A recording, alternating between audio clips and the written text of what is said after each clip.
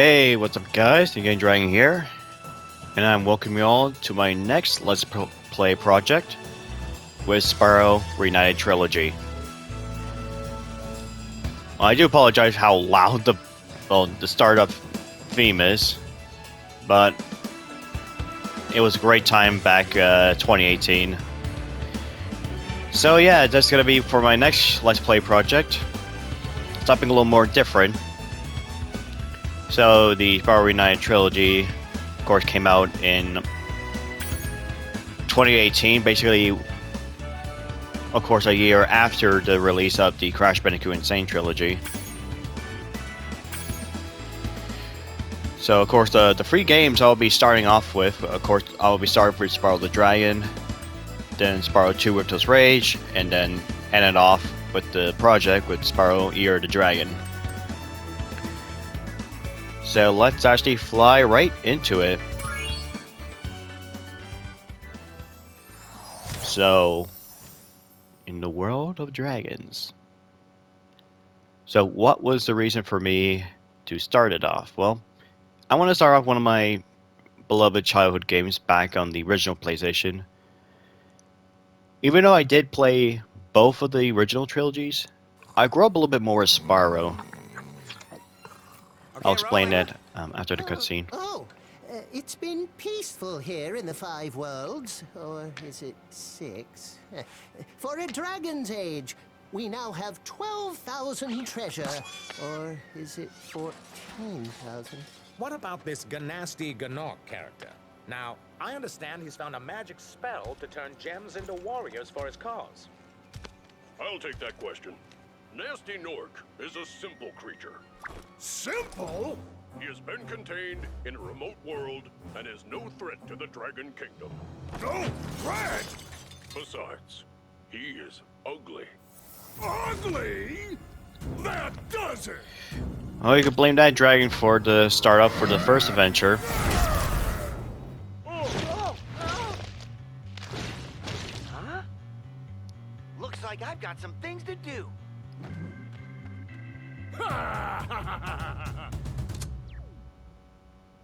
Alright, like, Nasty Nork was just minding his own business, just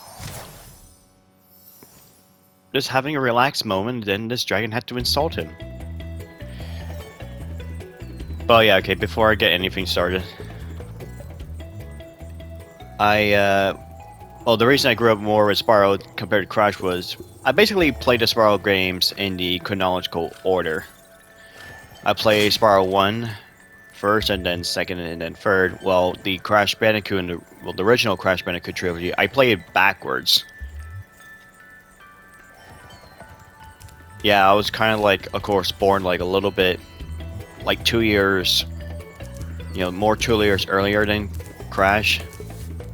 But anyways, a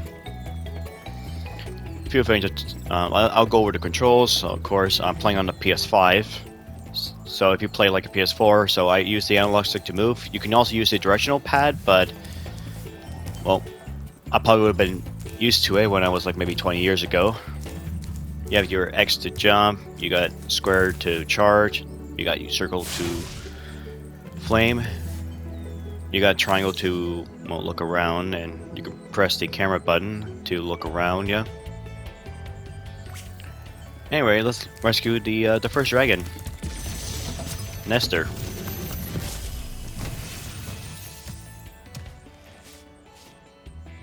I love the design for these dragons in this game. Thank you for releasing me, Spyro. Free 10 dragons in the Artisan world, then find the balloonist. He'll transport you to the next world. What about Nasty Nork? I'm going after him. Find dragons first. That's all I can tell you.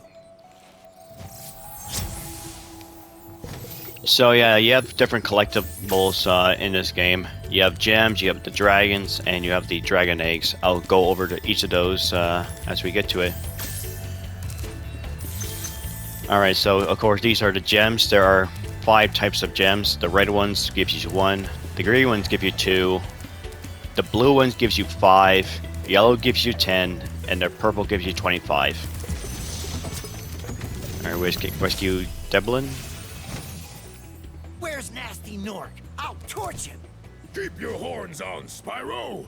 You have much to learn first. Do you know what the dragonfly following you is doing?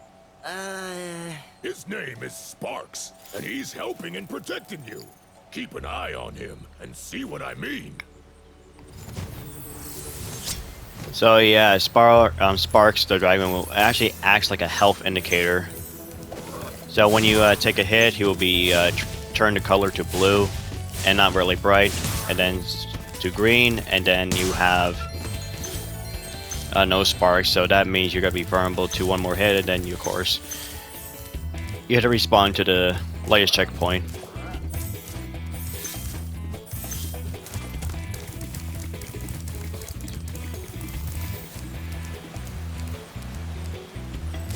Now I'm pretty sure in the later world, there's a dragon will tell you what to do here, but I'll show off anyway.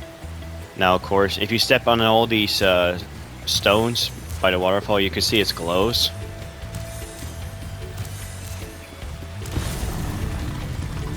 Reveals a level, and this is one of the first flight levels, which they later changed the name to Speedway. It is completely different. So the first up we have is Sunny Flight. So the objective here is to destroy many of the objects within a time limit, and you're trying to go for is all the goals.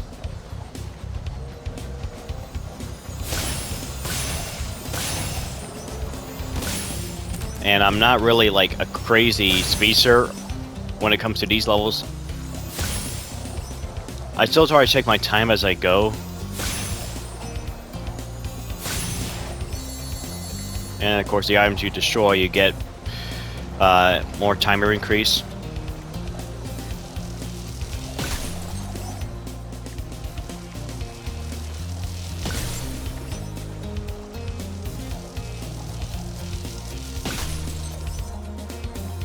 And of course, this is one of the few times where Spyro actually flies in these levels,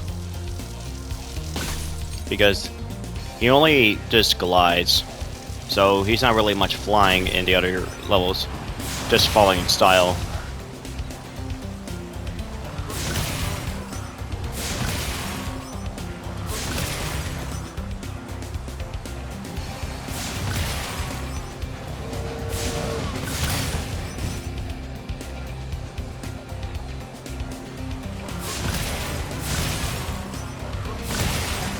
Well, that's it for the planes.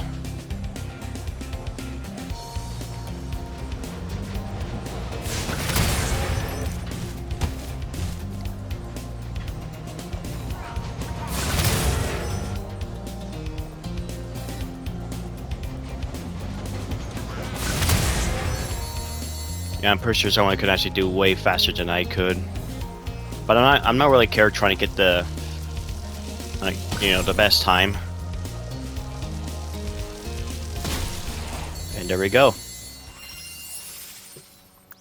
So yeah, if you get one each item, you get 60 gems. But if you get all in one go, you of course you get extra more gems. So that's what you're trying to go for. And you can try it again if you want to, but now once you complete it, you don't have to worry about the timer. You can take all the time in the world and explore around. But I'm only here for the gem.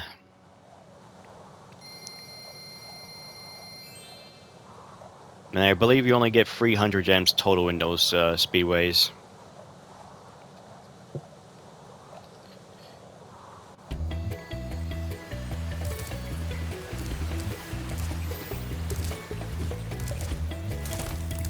Now, of course, if you defeat the enemy, they drop these little, I don't know what they look like. They look like pearls. And what they actually do is they fill up around Spyro's little health bar. If you reach full, you get an extra life.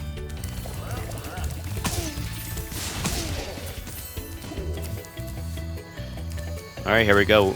Well, this is technically would have been one of the first levels in the Artisan world, which is Stone Hill. I have a lot of fun memories with this one because this was actually part of the demo. I think it's part of the demo when you play on the Crash Bandicoot free disc. Yeah, if you have one of the discs for Crash Bandicoot Warped or Spyro the Dragon, you can actually play each other's demos. And this is one of the demo levels you can play. I think it's the only level you can play in the demo, or actually a few part of the Artisan world actually. But they cut off a few areas. Now we have chests here which you can destroy in any way by charge or flame. Now you got the steel chests which they're immune to your flame attack, so you have to charge in. And soon enemies will actually wear armor, so you actually charge into some of them. Here we go, Lindar, the man who's responsible for all this When you free a dragon or step on one of their platforms, you're shenanigans. seeing your progress. That could be useful if you run into trouble. Not that you ever run into trouble, Spyro. So yeah, these things can act like a little checkpoint, have a little fairy sap you. Now you can also save your game if you step onto the platform. But I'm pretty sure the game saves automatically for you.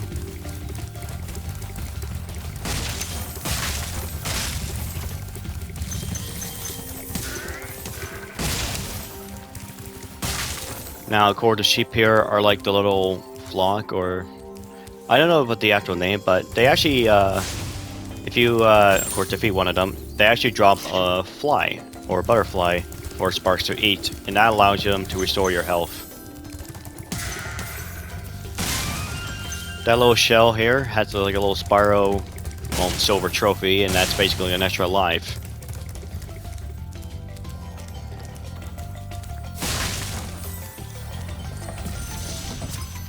There we go, Esther. After you've freed all the dragons, pass through this fancy vortex thingamajigger. It'll take you back to the artisan home.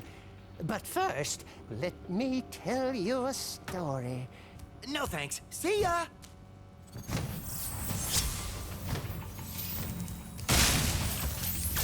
So yeah, you can able to lead a level like this, or of course you can just, you know, exit a level from the main menu here.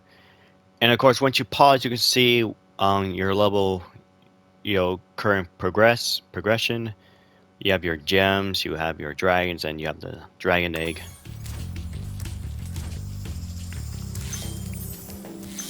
Also, make sure you don't touch the water because you actually hurt Spyro. Which, at least he doesn't... Or I think if you go much deeper, it will actually damage you, so... Spyro can't really swim. But he will in the later games. So here's the key, which you had to use to open a chest, which the only way you can open that chest is by using a key.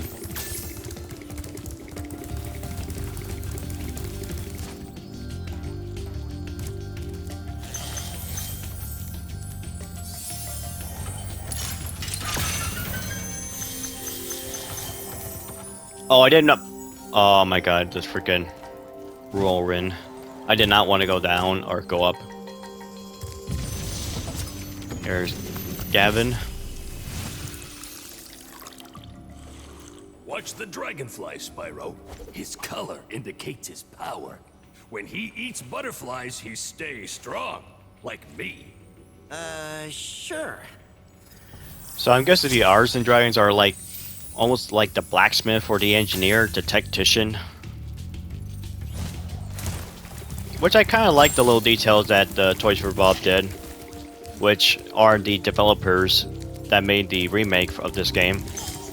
Although I did have a little bit of hearing that the Year of the Dragon was actually developed by Beanox.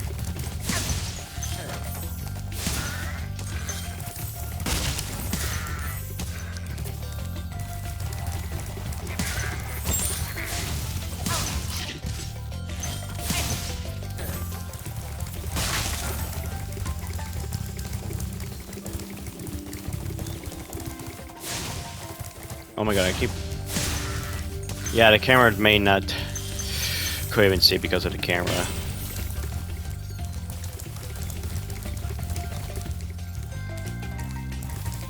Look, these things are whirlwinds, so they will take you straight up. Rescue Glidus. Spyro, my friend, how about a hint on gliding? You bet.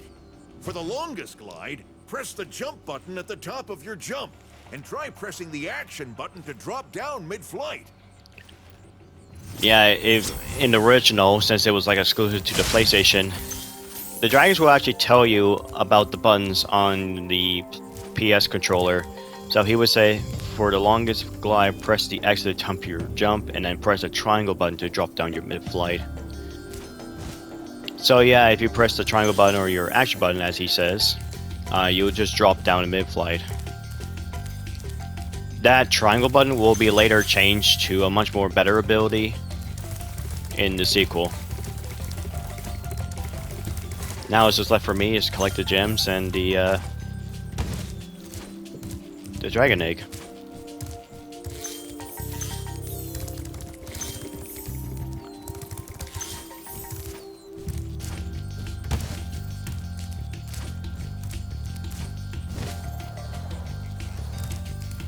Okay, now there's a blue thief. He basically has a dragon egg, and you're definitely gonna do a lot of chase sequence with the thieves. So usually the best way to deal with them is just try to get close to them as you can with the charge, and once you try to cut a little corner, try to flame them. So make sure you try to do like a quick sharp turn to get a little bit closer to them. Alright, now I just try to find all the gem.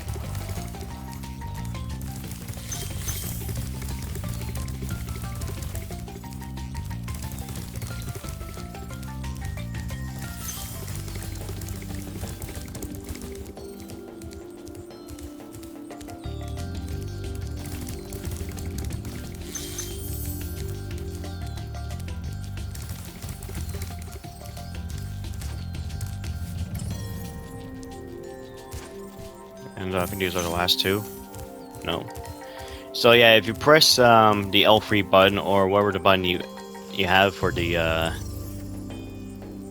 on the platform, Sparks will actually point out where a missing gem is that you may have missed, or you're trying to collect all.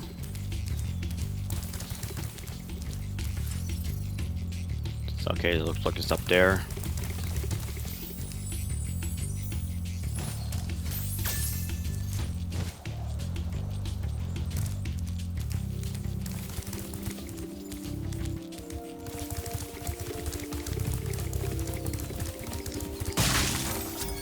And that's it.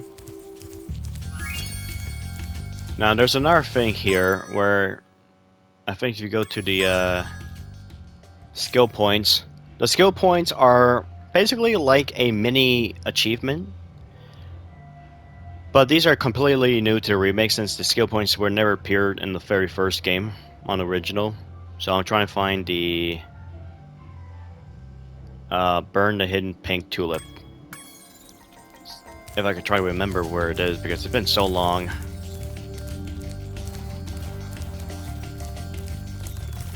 I know it's somewhere around here. I'll try to find it as I go.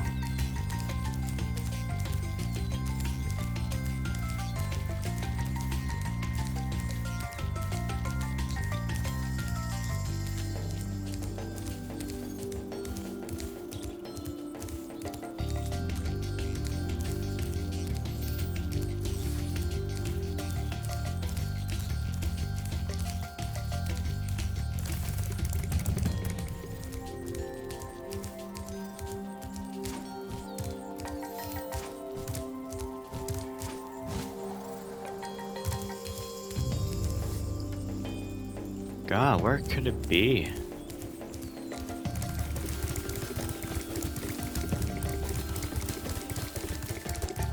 And no, the skill points are not part for the platinum for the game if you're going to go for it. And yeah, in the trilogies like this, you can actually earn free platinums if you're able to maintain to get all the trophies in each separate games.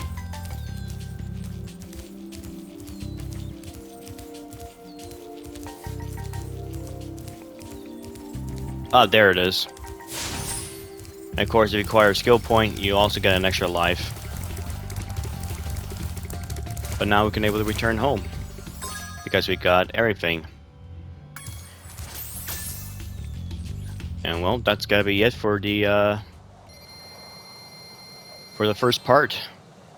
Thank you for watching, everyone.